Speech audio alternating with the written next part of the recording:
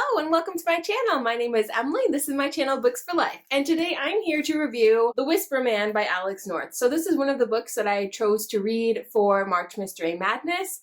And one of my goals for 2020 is to have more individual reviews on my channel. So overall, I gave this 3.5 stars. In case you did not know, this is about a father and son, Jack and Tom Kennedy, and they decide to move to Featherbank because they want a fresh start. Rebecca, Tom's wife, Jack's mother, died a year ago, and they're both really still struggling with this. They're both still grieving. They are kind of distant with each other, and Tom, the father, thinks that this will be good to have a fresh start.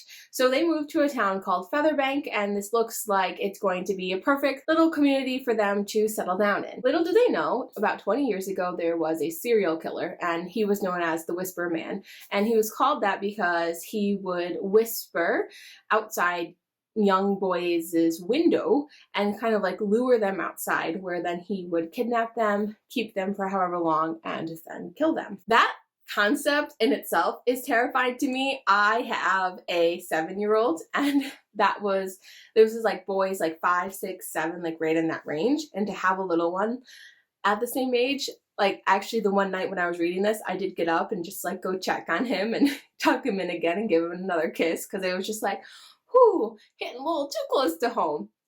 But with that being said, this wasn't quite as scary as I thought it would be. I was under the impression that this was going to be a horror book, and it wasn't. It was definitely more psychological thriller. I did fine with it. I had no nightmares. It didn't affect me at all. I was scared it was going to because of the things that I had heard. So like I said, I thought it would be more horror. And that was a little bit of a letdown. I wanted to be scared a little bit more than I was, because I wasn't scared at all. So that was a little bit of a letdown. I did think that this story had really nice pacing. I don't think that it was bogged down in any parts or anything like that. I don't think the ending was quite as punchy as it could have been. I thought we were going to be leading up to something a little bit more than we did.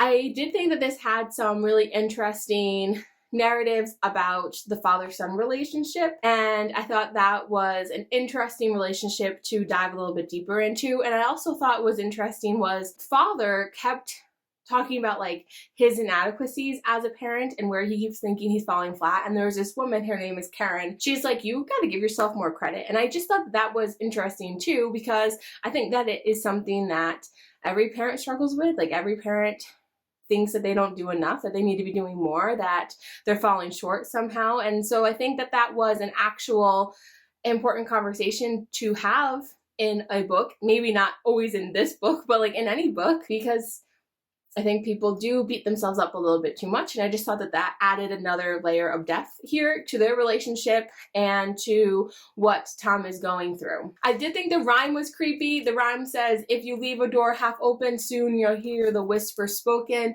If you're lonely, sad, and blue, the whisper man will come for you." And this is the rhyme that kids say to each other. So the next part of this, synopsis is, now that was 20 years ago, right before Tom and Jack moved to this area. Have I been saying Jack this whole time? I meant to say Jake. I hope I haven't been saying Jack. Jake, Tom and Jake moved to this area. Another little boy goes missing, and people are blaming the Whisper Man again. I did think we needed a little bit more background on Mom. Mom just kind of died, and she died, but you don't really know how she died or anything like that. I felt that was just kind of glossed over. I think that could have been developed a little bit more.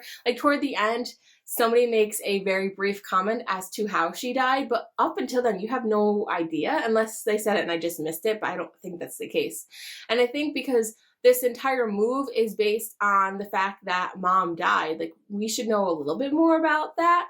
But hello, future editing Emily. I just want to specify, we don't know what caused her death until the very end, when there's just a very brief comment, but we know how she was found and things like that. But it doesn't really say until the end, when someone makes a very brief comment, what really caused this. And I think that's a problem, only because she's young. She's a young woman in her 30s, I think, maybe late 20s. How did she just die? So that's what I meant by this. So overall, I gave this 3.5 stars. I thought it was good. It had good pacing. I liked the character development. I liked it as far as the psychological thriller goes. Not as scary as I thought. but it was a really good book overall, and I will definitely read more by Alex North. I heard he has another one coming out too. So thank you so much for watching this review. I hope you liked it. If you read The Whisper Man, leave a comment down below and let me know what your thoughts were. If you liked this video, please give it a thumbs up. Don't forget to hit subscribe. I'll be back with a bookish video soon. As always, keep reading.